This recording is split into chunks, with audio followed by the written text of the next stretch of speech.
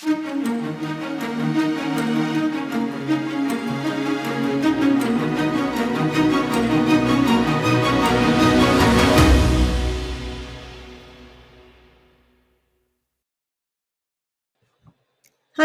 and welcome to the Distinguished Seminar Series. It is a real pleasure to have with us Dr. Kiran Bedi. There are lots of accolades we can talk about and a long biodata we could read through, but I'm not going to do that because, as Dr. Kiran Bedi once told me 20 years ago when I could first meet her for my first interview, she said, "There's a library of stuff on me in Delhi if you wish, and you can go take a look." So I'm not going in that direction. Instead, I'm going to share an interesting story. So about 10 years ago, Dr. Kiran Bedi came to launch my book in Mumbai, and we were waiting at Mumbai airport, my husband and me waiting for her to emerge. And we went across and we went to the security guard and said, "Dr. Kiran Bedi is going to come from here. Could you let us wait here instead of getting a crowd of people, when she emerges and all of that to stop the stampede?" Instead, he said, "Why don't you wait here? I'm going to come back in a few minutes." And off he went and he combed his hair and he washed his face and he came back and he saluted her when she came out. And that is the kind of effect Dr. Kiran Bedi has had on an entire country. I'm very, very proud to tell you that 10 years ago, she came to Side Business School. She spoke live at the Nelson Mandela Theatre. We had 150 people in audience, and it was a fantastic afternoon because she gave us the case study of how a major program like transforming Tihar prison, the largest prisons, was done. So, with that introduction, of course, we have a lot of questions coming up. Let me go to my first question for Dr. Kiran Bedi today. International Women's Day comes every year, and you are invited at so many forums every year. But this particular one seems perfect for you because it's accelerate action. And I don't think action is possible in any other way for you. You can only accelerate, right? So, my first question to you is, out of all the cumbersome procedures you've seen over the years, you worked in so many roles, faced so many roadblocks to make change happen. What do you think is the most important thing for any change maker anywhere to practice? First of all, thank the roadblocks for being there. Because without the roadblocks, how would you know that you can run the race well and do the winning? I think you really know whether you are an athlete. Without the roadblocks, you do not know the life's challenges. And what was the second part? Right. So the next question really is The second peers. part of your question. Sorry, no, there was just this part. I mean, the part was about the roadblocks. What is the most important thing that change makers should practice? As you said, Oh, first thank the roadblocks, right, and then deal with so, them. Manjari, I would say know how to keep the eye on the ball on the roadblocks and know how to remove them. To my mind, this is the way. Don't have the eye off the ball, which is off the roadblocks, and then see whether you go around it or you go over it. Excellent. Thank you. The next question is your peers. You've had so many assignments over the years, and once again, every great assignment sometimes might lead in a promotion, but might also lead in a transfer. It might lead into something else, which may not be so positive, not something you look forward to. But in every assignment, almost, you might have faced peers, hostility, a lot of difficulty from difficult behavior from people who don't want you to succeed, who don't want you to make that kind of change. You dealt with it, you move forward. But years later, today where you are, if you were to do it again, would you do things any differently? And if yes, how? Manjari, I have grown up as a very basically internally secure person. I would dare say I'm not afraid of external circumstances of my profession. I let them come by. And I always believe that whatever comes by is for my good. All I have to do is measure up to it. And it's happened. So therefore, I've never sought any posting. I've let postings happen. And then I emerged and gave every posting my best. And I gave credibility to that posting. If it was a punishment posting, so called Manipur, it became a prize posting after I left. It happened with my traffic police assignment. It happened with my prison management. and impacted many others. Earlier, when people were not wanting to go to such assignments, and I got them because they were very challenging, or secondly, was a very low profile. I took it as a challenge because for me it was a learning process. And I realized that by the time I left, they became prize postings. Excellent. Thank you. Apart from me asking questions today, I have some excellent colleagues from Side Business School who are here.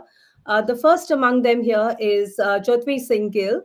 And Jyotvir Singh Gill is the lead at technology lead at Side Business School, and he has a question for you. Over to Yes, you. Jyoti. Yes, Thank Jyotir. thank you, Manjiri. Thank you, Dr. Bedi. It's truly an honor to hear from you today. I want to say that you're not only an inspiration to many communities and generations, but also for myself as a proud Punjabi. I know you're from Amritsar, and I do want to say Sat Sri Akal to you. So my question, Dr. Bedi, is even 50 years after super achievers like yourself overcame barriers, patriarchal mindsets amongst communities and families can still sometimes be limit aspirations of young girls. So, what advice would you give to families, particularly to fathers like myself, on how we can be better supportive allies in empowering the next generation? Just do better parenting, reveal. The challenge is all about parenting and then looking at your boys and girls equally. Because look at their life ahead. They're going to live beyond yourselves as parents. You need to look at what is the life for them beyond. So, what are they going to be prepared for? What uncertainties? Why not all rounders? And it's not a man or a woman, it's a realization of and living a fulfilling life, not as a man or a woman, but equally as a life. So start looking at them and preparing them for life. That I think what so it goes back to parenting and it goes back to schooling. I think the key roles is the school teacher and the mother and the father. If they play the right role in building the foundations of a child, they're making a preparing a life for the world, not for themselves. Work because every life matters in the world. You never know who we are creating. We can create an angel and we can call a not an angel. So if we are to create a life, it's a parenting and the school teacher. College is much after. Thank you. Thank you, Jyotvir. Thank you for the excellent answer. And my next question actually comes from the same direction 50 years later. Unfortunately, what you managed to do 50 years later, sorry, 50 years earlier, is still happens, especially in Indian society. And it brings me to a very, very interesting, but I would say lesser known fact about you, and that's more personal than professional. Is it true that apparently someone you cared about a great deal uh, may not have given you the freedom and given you the really your life would have been very different if you were with someone else, but instead you chose someone else who you got married to and you had a happy married life and who passed away. But even 50 years earlier you chose to do what it's so difficult to find even today, that you put in your joint savings and gave a joint reception, shared the cost of the wedding and everything else.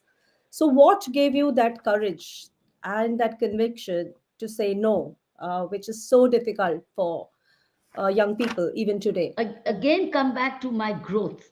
I've grown up with a great deal of clarity and exactly what is meant for me and what is not meant for me, and that what is life ahead for me. So I was not here to please others.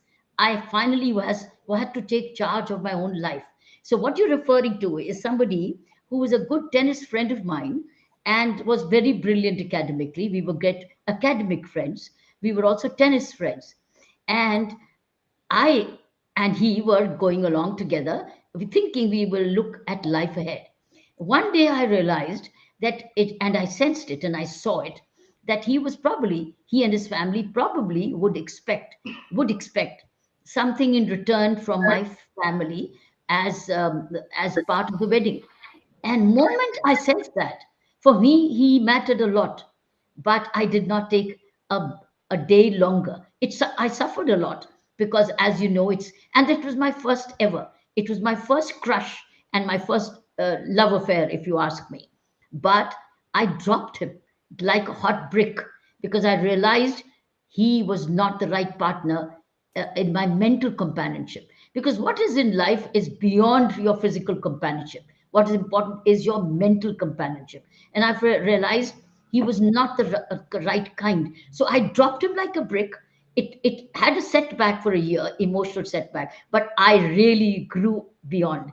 I really realized my strength within, and that I could detach and I could grow. And I think that was one, I was proud of my own decision. But Thank you. then we got married. When I got married later, oh yeah, there was not a penny's exchange, and it was a joint reception, and where my husband and I spent money out of our own savings, something which was in 1975, something which is still not being done in 2025. We did it. I and my husband earned out of our own earnings at that time and spent and invited our parents for a reception. Before we did the reception, we were both playing tennis together. So we just got out of the tennis kit, got into a little small wedding, suitable wedding dress, and threw a joint reception out of our own earnings. That is so lovely. So lovely to hear that. Thank you.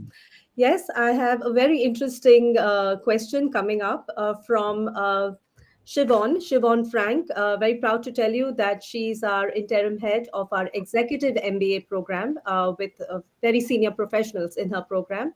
Over to you, Siobhan.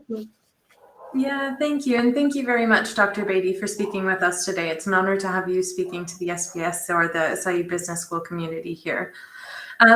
My question sort of builds on what you just said as well about the importance of having a really strong sense of direction within yourself, and that was from your personal experience. Now, here on the Executive MBA and some of our other accredited programs for executives, we encounter women from across different countries and across different industries who've made it through the ranks and who are now in senior positions, but they're still seeking those top-level roles. So thinking too to what you just answered and maybe your personal experience, what advice would you have for them? Keep aspiring for the top position, keep earning it, keep meriting it, keep delivering without worrying whether you will sit in the top position or not. If the positions to come to you, it will. But don't do it for the top position. Do it for the sake of purpose for which you are there. If you continue to fulfill the purpose for which you, whichever company, whichever job you have, one day you will earn it. It will happen. But if it doesn't happen, you continue to fulfill that purpose. See what happened to Indra Nooyi. Indra Nooyi is a great corporate leader example. She continued to deliver and she continued to work and she continued to earn and succeed. And see, she didn't work for a position. She got a position and she earned it and became one of the world's finest corporate leader. If you read her book and if you read her, listen to her interviews. So I would say, don't work for a chair, work for the purpose and earned it by merit. But even if after you haven't got it, remember, you will be known to have deserved it, but having not got it, rather than having got it, but not deserved it. Yeah, great. Thank you. I think very wise words to live by. Thank you. Excellent. Thank you. Thank you, Siobhan. I have another question from a former classmate of mine at Saïd Business School. His name is Tony Dennison. He is a very senior and now retired program manager from Scotland. But he has sent in his question, and I'm just going to read it out to you. And I think I'm very pleased to tell you that 10 years ago, when you were at Saïd Business School, he was very much in the audience at the Mandela Theatre. So the question from Tony is, how does Dr. Bedi manage to relate to both influential politicians and political leaders on the one hand, yet maintain humility to talk and work with common people? For me, this is one of her key virtues, an amazing woman. For me, humility is for the common man, not for the influential. Toughness is for the influential. Politeness is for the influential. Persuasiveness is for the influential. Humility is for the person who actually, you are the only one for him.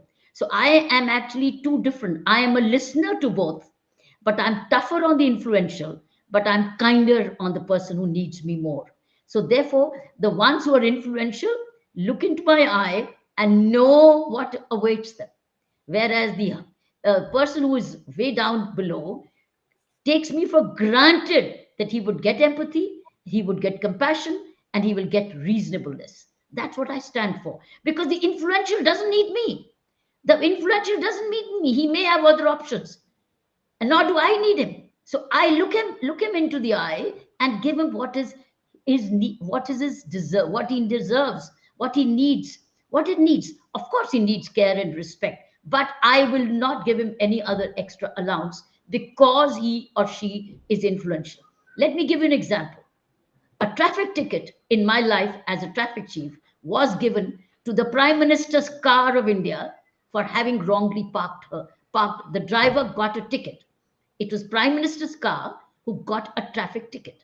So while we were excusing and letting go some poorer or rickshaw pullers or others who were wrongly parked, or a three-wheeler who was wrongly parked, but the Prime Minister's car and the driver was not let go. So I think I'm clearly illustrating to you, because they know the rules more, they know their positions more. They're just trying to pull their weight. Influential cannot pull, or did not, or could not pull their weight, as far as I'm concerned, at my team, on my team, or on my organization. Thank you. Thank you. Right. We have another guest coming in from Bangalore. His name is Sameer Padiwal.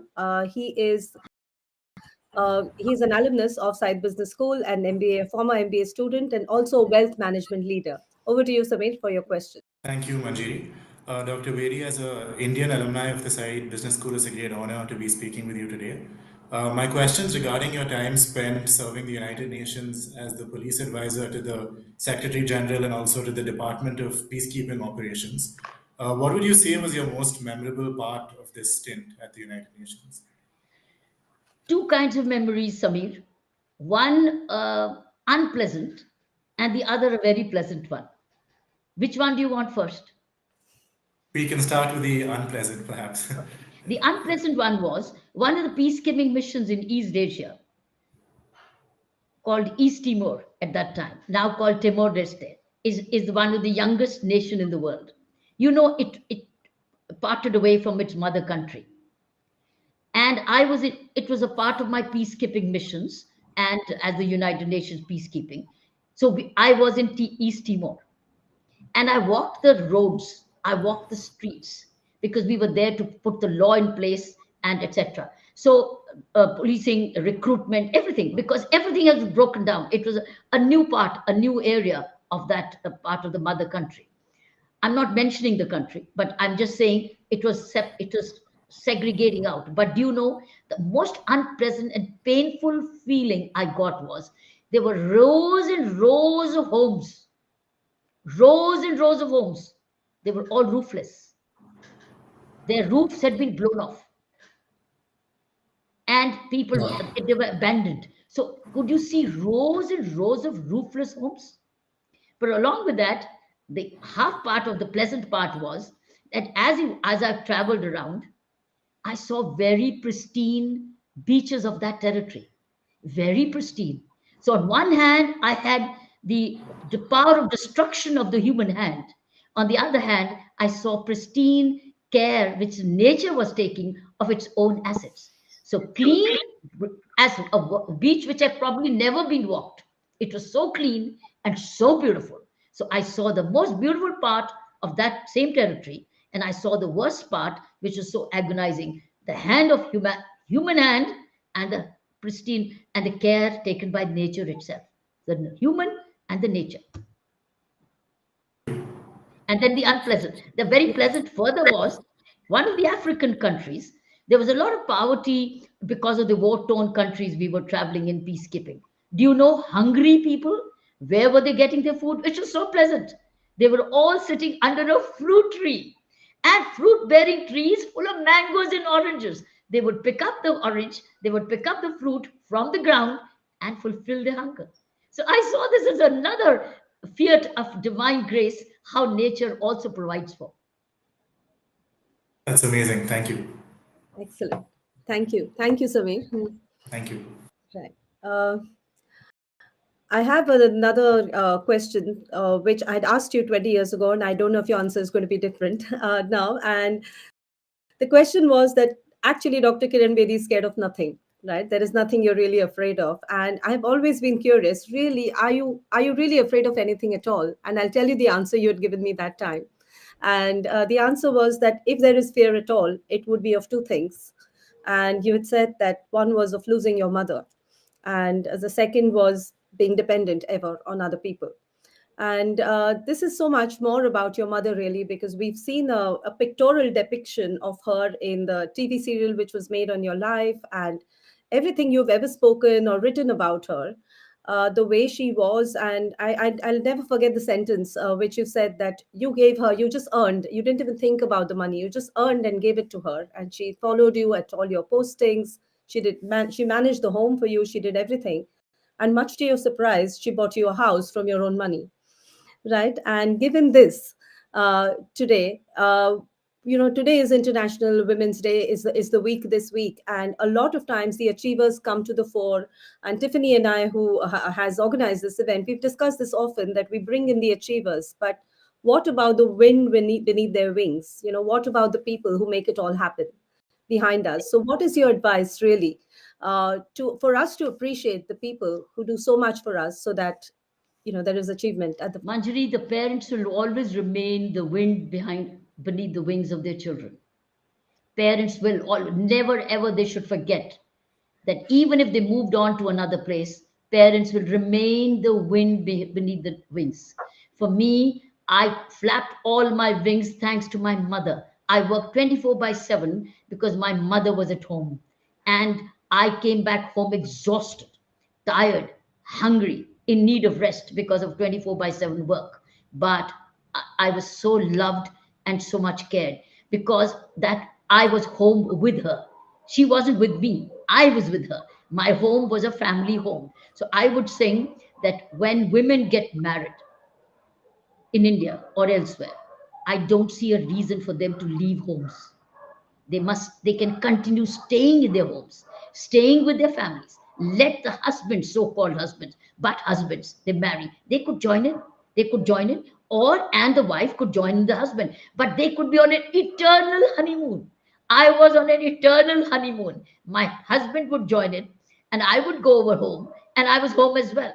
That is the reason I would say I think we need to get over this patriarchal principle that now because an Indian woman has got married and she migrates to her husband's home. No, I think this migration must stop. Girl born wherever is continuing to be her home. The husband who's married her can join her, and so can she join the husband's home time to time.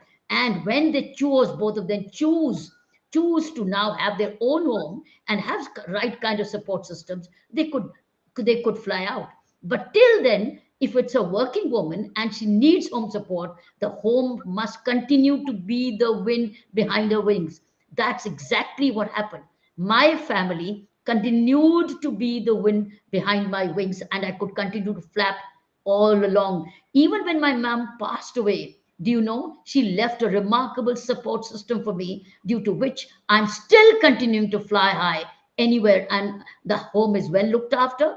I have support systems both at work and at home, which is why I will be able to be so very productive 5 times of the day, 4 times of the day. That is that I owe it to them. So therefore, remember, to the parents of the world, continue. If you've decided to be parents, please do not abandon your children. Continue, particularly if you have a working woman, particularly in Asia. You have a working daughter. She needs you all along. So, but give her the choice. She wants to leave, let her leave. If she doesn't want to leave, she need not be a migrant. The husband has a choice. Come home time to time, and she goes time to time. That means everybody gets a son-in-law and a son, and everybody gets a daughter-in-law and a daughter. But the daughters of India or daughters of Asia can choose not to be migrants. They can choose to continue to be in their own homes, and parents can continue to be the wings behind their working daughters. That's a really radical thought, Dr. Bedi. I wish more people would take notice. But yes, a great tribute to your mother as well. We now have an excellent guest with us, Josephine Fox. She's the Director of Global Inclusion and a member of the leadership team at Side Business School. Jo, over to you. Thank you. And thank you very much, Dr. Bedi. I must admit, I feel very privileged to have the opportunity to learn more about your experiences and insights firsthand. So just moving on to your career for a few minutes. So you've experienced many successes in your career to date, albeit with a few intermittent challenges, I'm sure. Would you share with us a little bit about an occasion where things perhaps did not go as expected and how you dealt with it? I was now at a stage, I was at the top of my service, the Indian Police Service. I'd earned it by 32, 23 years by seniority and merit, because I'd had 5 appraisal system, I'd had deserving 5 outstanding reports, which merits you to become the top position of the Director General of Police. That's the highest rank of my Indian Police Service. I had received that. Now was the time, there was a choice and a vacancy to be the police commissioner of the Delhi Police. That was a vacancy. I was the senior most, I was most meritorious. I was not appointed. I was not chosen. Why? Because the man at the helm at that time, in the Union Home Secretary, chose his buddy, who was 3 years junior to me. And even if I had been appointed, he could have still been, by seniority, succeeded me for 2 more years. There was no problem. Where was the rush to appoint his buddy? But I wasn't appointed. But what did I do? Rather than complain and sulk, I asked for an early retirement. And I recovered my 3.5 years of precious life and moved on to things which I was waiting to do. So I did accomplish so much more. Rather than biding time in a position, I was already at the top as a Director General of Police. So I recovered my time because I always valued my time and my energy. And where do I spend it? So friends, this is exactly, I took an early retirement, which at that position, rarely people do. But I took it. I had a farmhouse at that time, and I had my family with me. So the family decided we are all together. The time and energy is most precious. And God divinity opened so many greater opportunities that actually turned the course of my life. So I would say, yes, it was expected by me. The force was expecting, all the thousands of people I trained in the Delhi police and I'd worked for 32 years, all hoping they will get me as their leader. But that buddy, that home secretary chose his buddy, his club buddy. The point is, he was a friend and he was a colleague. I was a colleague, but not a friend. And I happened to be a woman who was not a friend, not a buddy, but was somebody of her own, knowing what is not right and what is right, and doing only the right. So I had led the police force prior to that to lots of innovative police practices, a lot of innovations. I trained, I'd done in crime prevention, I'd come in crime detection, a lot had happened, to the extent that so much was loved and people were waiting, then more reforms would come in the police force. And by the time I'd also done a prison management, which had been achieved, and the Ramon Magsaysay Award had come my way in 1994, which was equivalent to the Asian Nobel Prize for reforms, for police reforms, for prison reforms, for crime prevention, for community policing, for innovative policing. And yet I was denied that position. So I took an early I took early retirement and recovered my 3 years. And that was quite a shock to the force and quite a shock to the administration. How could she give up her 3 years of prestigious policing? But because for me, self-respect, self-dignity, and value for my time and energy was more important than those positions which had no more value for me at then. So this is what happened. Thank you. And I think sadly that happens to, a lot of women. in the workplace. And, as you've quite rightly said, self-respect is so important, and, also ensuring that you really remember, what your personal priorities are, so you can recover, that position again. So thank you very much for sharing that with us. I think that's a really great lesson for us all. Thank you. Thank you, Joe. Yes, absolutely right. Dr. Bedi, a very, very valuable lesson. And as Joe said, it hasn't changed. It has very little actually to do with gender anymore or anything else, but unfair things will always happen. And I wish more people would take inspiration from you and find their calling. And like you rightly said, in some form, the right things worked out later, which you probably didn't know that time they're going to work out, but they did. Right. My next question is from a participant. Her name is Rupali Awekar, and she's from Milton Keynes, actually, where you've been, as you know, 10 years ago. So, Milton Keynes, Rupali Awekar asking this question: how do you motivate yourself when life knocks you down? Why should I let life knock me down? Am I not in charge of myself? Am I not thinking what I'm thinking? Don't I know what's happening in my mind? Why should I let it knock down? Why should I not hold the knock before it comes? Of course, the knocks come, but you don't let the knock enter you and the knot throw you down. You hold the knock and deal with it. I think I have my only time when I did get knocked down was when my mother passed away. That was the biggest knock I had, because she was a pillar of strength to me. But after that, that was a knock, and that was that she actually threw me open to the world. And so I'm a watcher of my own mind. I'm a meditator. I'm a yoga practitioner. I read a lot. I reflect a lot. I do self-talk, and I am not never lonely. I'm by myself. So I think I look at the knock, look like the knock. Knock came the police commissionership when it was denied. Wasn't it a knock? What did I do with the knock? I bolted them out.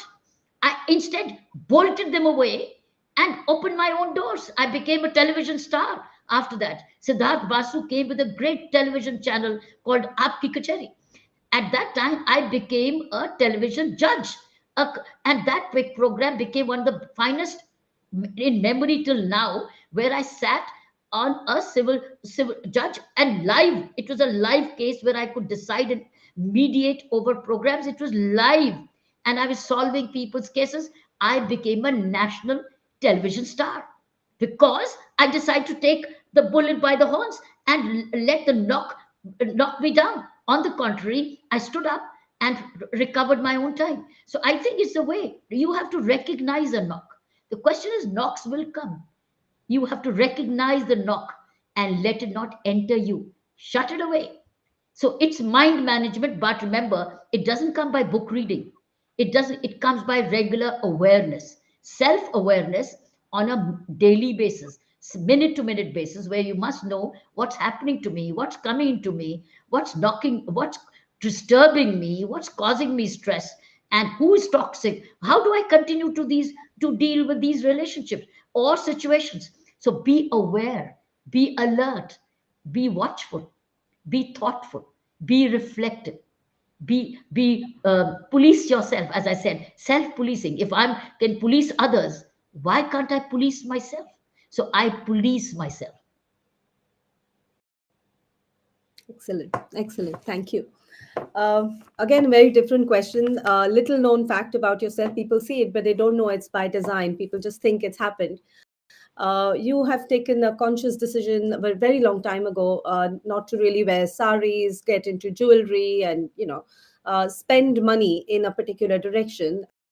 We have even seen that in Gurgaon and Sonagaon, your ancestral property has been donated to your charity, where there is active work going on along with the villages outside. So this is very different. This is a very different life, or these choices are very different from ordinarily what people would make of a particular generation.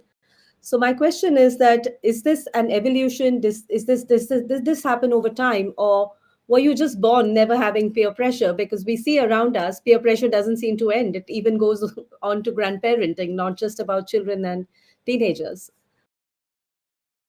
I think if you grow with the sense of heightened consciousness, heightened awareness of to know what is my purpose of whatever I'm doing. Why am I doing? Who am I doing it for? Am I meeting the purpose of my life while I'm looking after myself? But it's also an unselfish living, a life of giving. Peers don't matter. You see, you understand that if you're doing well and you're different from the rest, obviously there will be others who will like to be like you, but it's just because it doesn't happen to you, they'll try and suggest to you or try and pull you down or give you certain remarks which may hurt you.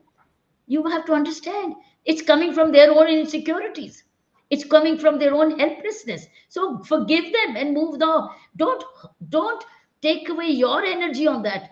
Forgive them and move on. But don't waste time on them. So I've learned never to waste time on negativity. For me, peer pressure, which is negative, is negativity. It's wasting time. You've let them go. And be aware that if you are standing out, like for instance, I was standing out in visibility. I was being much more interviewed. Well, the fact is that being a woman, obviously, I was being much more interviewed. In 1975, when I joined the Indian Police Service, it was the first time the United Nations declared it as the International Day of the Woman, and March 8th was declared. I happened to be at the helm of the Indian Police Service. I was the first woman in India to have joined it. So I was interviewed repeatedly. Obviously, there were many, many male colleagues who were not being interviewed. And there was a peer pressure. Oh, she's all the time being interviewed. She's all the time in the media. She's all the time talking. Well, what do I do? I haven't asked for it. It's coming. The only thing is I am not rejecting it. I'm accepting it. And it's a lot of hard work. So the peer pressure is hold your down, go low, be less visible, be low profile. I was a profile, neither high nor low. I was just myself. So I think what is important is being your authentic self. So I have in my life remained an authentic self while the peer pressure has come and gone. You talking only peer pressure? I'm talking of even senior pressure. In fact, there was a senior insecurity as well sometimes. Certain seniors also felt insecure when they were not recognized, when we were together and I was recognized. And I was now, so I felt embarrassed. Here I'm next to my senior, but the senior is not recognized, and I'm recognized. This happened around the world also. Even when I was in United Nations, since I was in uniform, somebody in uniform who was a commissioner of a particular country was not recognized, was not recognized. And the photographer said, Mr. So and so, could you, sir, gentlemen, sir, can you step aside? We want a photograph with her. And I felt very embarrassed. The reason was I was in uniform. He was not in uniform. Why could he not be in uniform when he's on duty? So the point is, it's the way you look at your work, the way you do your work. It earns you your own visibility. But you don't do it for visibility, but you do it the right way, because that's the right way to do your job. When you're into policing, be in uniform, connect with uniform, interact in uniform, collaborate in uniform. So meet in uniform. Why go in civvies when you are a police officer? So I think that's where it was. So envy, peer pressure is a part of life. You have to just let it go. Excellent. Thank you. I'm going to ask you a question which stems from my classmate Tony's question. It's about major program management and your experience at Tihar. I'm just going to liken what you did at Tihar to what we learn or have learned at Side Business School about major program management. And without really mapping it exactly to what is being taught, you seem to have done exactly that. You captured requirements through everything you did about your cycle strategy and keeping your boxes and other things. The second is, after mapping exactly what's needed, capturing the requirement, you put together a lot of sub projects to make things happen. You put the monitoring system in place. Wherever things could not go straight, you reached out to the community through the books, through teachers, through everything else. And in the end, you, of course, celebrated the winning of the project with Vipassana, everything else. And in the end, you also put a sustainable program in place through your charities. So would you like us to just take us through this journey with its nuances? Manji, let me put this thing in context, because I'm sure the viewers belonging to the Western world would not know what Tihar stood for. Tihar is one of the world's largest prison in liberal democracy. And why do say I say largest? Because It's a complex of thousands of prisoners where you have one inspector general or the one director general of prison, but it's thousands, there may be 25,000. During my time, I had 10,000 in one complex, and I was the only one inspector general. So I was in charge of lives of these 10,000 prisoners in one complex as a contiguous complex. So, and those 10,000 housed high security prisoners, two juveniles, two women, and even children with the mothers who could accompany, because the rules permitted the women inmates to bring along the child if they felt so. Up to the age of 6 they could stay with them. So I had this complex of 10,000 prisoners, men, women, gangsters, drug addicts, all of them. That's where I was posted as Inspector General of Prison. Now, in India, a police officer also becomes a governor of a prison. Now, I visited prisons in Britain and elsewhere. They're all called governors. I was the Inspector General. It was considered at that time a punishment posting. Why? Because the envy and the jealousy that she's very high profile, she's very visible. How do we put her away? So but leadership at that time, the male leadership of that time, decided to fix me, and they put me behind the bars, means big gates. And they said, now we put her behind the bars, and now she can't be now visible, so let her get locked in. They did not understand that inside the town was a township. Behind the big doors was a township of 10,000 ailing people. It was a sick hospital which needed doctors and surgeons and psychologists and social workers. And what did I do? I started with education programs from day one. I brought yoga from day one. I brought meditation programs for day one. Imagine, it was not violating the rules. The rules were there. Manual said the inspector general can design the policy of the prison, right? And they had no financial resources for teachers, for stationery, for meditation, for NGOs coming in. I did it all by encouraging volunteerism. Why? Because I was already an NGO volunteer myself. So I was volunteering as a child. So I'd grown up with volunteerism. So I brought in a spirit of volunteerism. And I had hundreds of non-profit organizations being security cleared, coming to Tihar jail, coming and educating 10,000 prisoners. Every day they ran a class. We ran an education program from 9 a.m. to 11. Everybody went to school, language classes, literacy classes, primary classes, etc. So we started, books were donated by publishers. School bags came as donations, used school books came as donations from the nearby schools. I had no dearth of reading materials. My blackboards were made by carpentry factory from inside the prison. I had everything. So 9 to 11, everybody went to school. So imagine the change from an idle mind, now an educating mind, an idle mind to a workshop of education. So 9 to 11, and everybody went to school. So what I'm saying, from schooling, we built on all NGO networking of culture, of meditation, and self-discipline, self-management. We brought in the panchayat system inside, the local self-government inside. We formed groups. So what I'm saying, by the time, do you know, even after 2 years, when President Clinton invited me for prayer breakfast meeting in the White House, because of this kind of work, they realized again it was too much. So they decided to bring me out of those doors, back out of the doors, saying this is too much. So what I'm saying is, but my purpose was fulfilled. I met the purpose for which I was sent, which was reformation, and stop the revolving door. And it was done it without any budgets from the government. And it's possible. It's a model. By the way, if anybody wants to read this work, it's downloadable from my website, kiranbedi.com. You can read the book. It's always possible. Right. Would you then like to talk about how this led to the formation of your own charity in this sector, and what's been the work done for prison reform after that?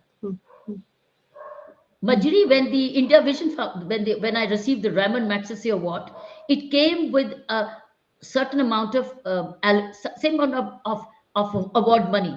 Now, but an award is not to be taken home. Award is to carry on a legacy, carry on the work. So I dedicated that award to a foundation called India Vision Foundation. That was to educate the prisoners' children.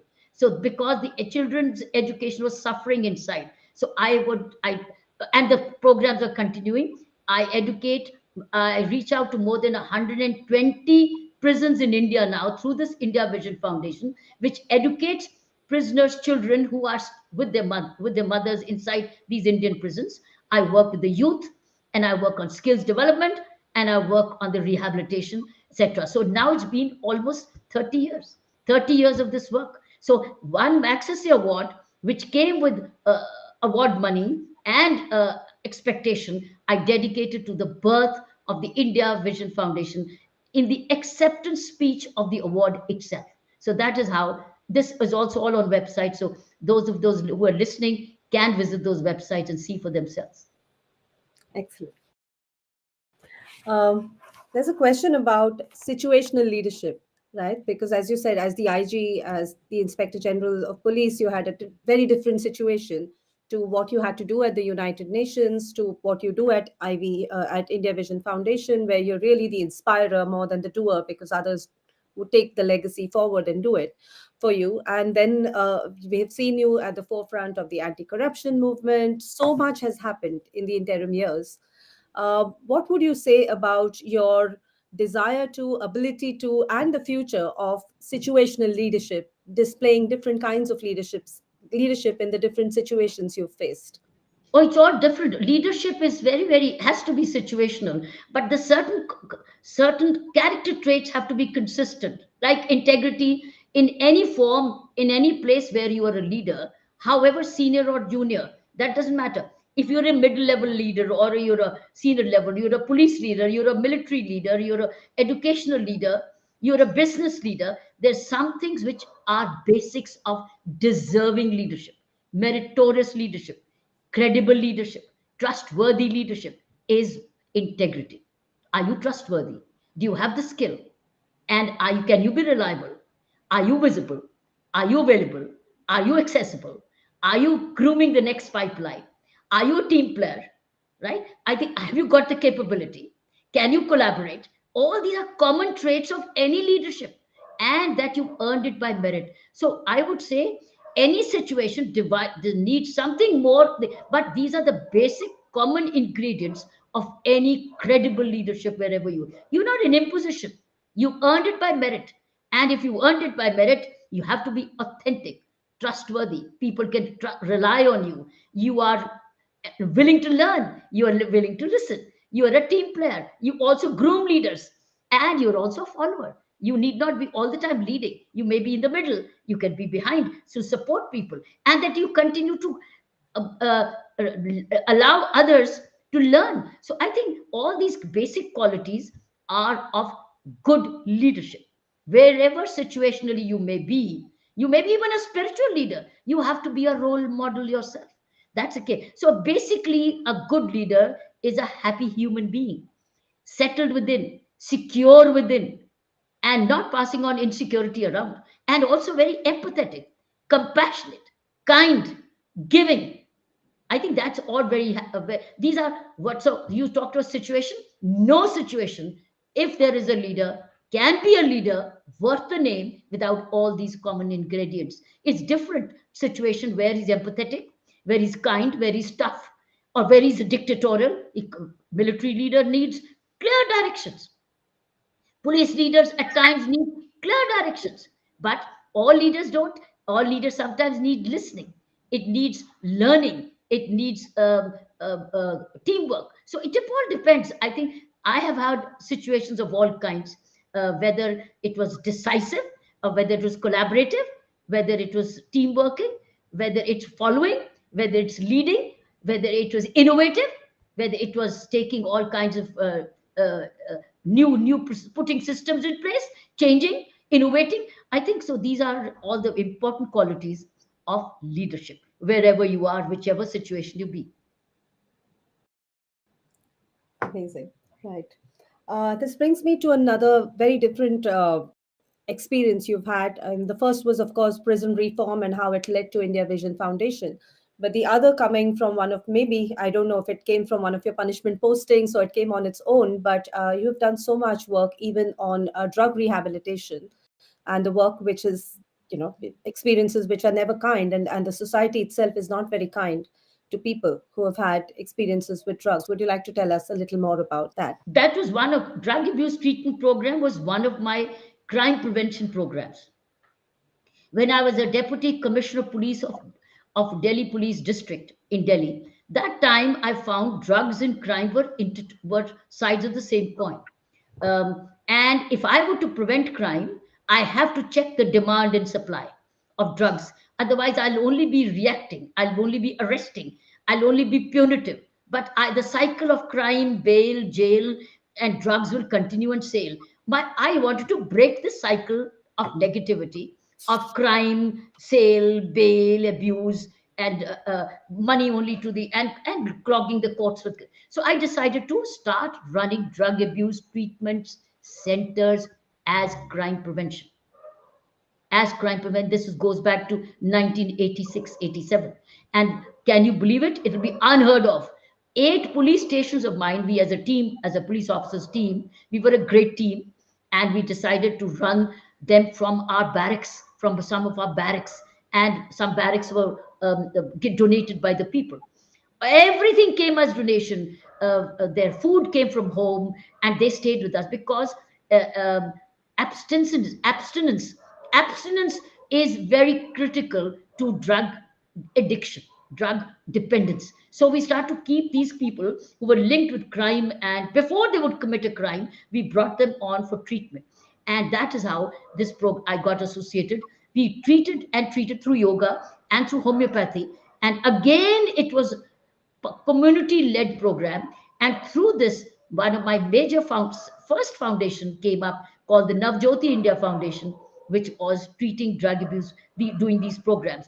Gradually, we found that we've done enough work in creating more trained people who could open their own centers and now could do what we were doing as police officers. We decided to shift this infrastructure, all we created, to skills development for the youth and others. So I think that's what it is. It was a very important part of my crime prevention strategies as a police officer, historical, something which has been unheard of as a crime prevention done by a serving police officers team. Wow. Right. Before we move on to the last question of the day, I just wanted to thank the outstanding team at Side Business School from marketing, events, and AV, or audiovisuals, which is Tiffany Franklin, Tom Madden, James, Fraser, Amber Woodhouse, Caroline, for really putting all of this together. So thank you. They're not visible on the screen, but they have to be thanked. They're working backstage relentlessly. And also your own team, Dr. Bedi, Rinki at the back end. So thank And you. Victor. And Yes. Victor. Yeah. And Victor, Rinki and Victor, thank you for that. And let's end on a very happy note, because among the many enduring images which you showed us at Side Business School 10 years ago, 2 of my classmates and my professors actually came back to me to tell me about this, that how they will never forget 2 images. And I'd love to end with those 2 images and for you to tell us a little more. When you won the Magsaysay Award, you had showed us a picture of a big ship and how that represented the Har prison and how everyone was working. So that was one. And that's so rare because, as you rightly said, the governor or the police officer is the enemy usually. They're the enemy of the prisoner, but instead here there was Diwali in the prison, thanks to your award. So the first one. And the second, one of my colleagues who used to work for the UK Air Force, a very senior leader at the UK Air Force, he said, when he looked at the image of you sitting in meditation and 1,000 prisoners behind you, and he said that's the kind of impact and influence a leader like Dr. Bedi can have in your country. And we can't imagine that in the UK. So I'm going to end what I have to say on this note. Let's end with your narration of these 2. Wow, thank you. Let's see the first. Oh, the one you have. This is a. Oh, you already see a picture of about 1,500 police officers in meditation with me. You've been talking about prisoners in meditation. I brought the same meditation program to police officers as well. You see this? So because this is something on mind management where you are self-policing. And the best story out of the 1000 program meditation programs from prisoners is, which you haven't got that picture, but you got the police officers, was a Norwegian story. The Norwegian inmate, after having done the Vipassana meditation program, do you know what they did? What he did? He went to the court and said, Honorable Judge, sir, I want to speak out. He had done his program, and he said, and judge said, what? He says, I want to admit my guilt because I want to lighten myself. I want to get off this chest that I am hiding and telling lies. I'm now much more alert and self-aware. I want to admit my guilt and I want to get over it. The judge said, do you know it will mean life imprisonment? He said, yes. His name is Leo Gaznia. He's in my book, so I'm not mentioning a name for the sake of it. It's a part of the book. So Leo Gaznia, living in Oslo, and he's proud of what I'm saying. If he hears this interview, he'll be thrilled. He went and admitted, and do you know what? The lawyer kept saying, don't do it. And he said, don't stop me. I want to get off my guilt. So the judge punished him for 10 years. He went back to the prison, and his news appeared in Norway television. This fact of this. The Norwegian president happened to be visiting India, and then the mother of Leo requested the Norwegian leader to plead before the government of India. Now he's convicted. Could he be either transferred or pardoned? Because the president of India has the pardoning power. And do you know what happened?